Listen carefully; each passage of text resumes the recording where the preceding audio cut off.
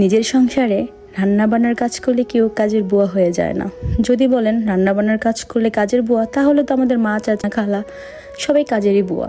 আর এই কাজের বুয়া ডাকটা শুনতে আমার কাছে গর্বিত লাগবে।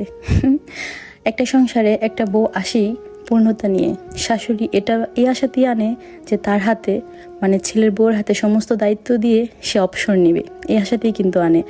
আর আমার কাছে যখন আমি রান্না করে আমার পরিবারের সবাইকে খাওয়াবো, যখন সবাই খেয়ে প্রশংসা করবে না, মানে আমার এত শান্তি লাগবে, এত ভালো লাগবে, তখন আমার নিজেকে মনে হবে যে আমি একজন নারী। হ্যাঁ, আর এই রান্নাবান্নার কাজটা যে সংসারের প্রতিটা মানুষকে খুব ভালোবাসে, সে নিজের হাতেই করে। রান্নার দায়িত্বটা না নেওয়ার সৌভাগ্য সবার থাকে না, কারণ সবাই রান্না করতে পারে না। তো রান্না বান্না করলে সংসারে কেউ কাজের বুয়া হয়ে যায় না, এটা মনে রাখবেন।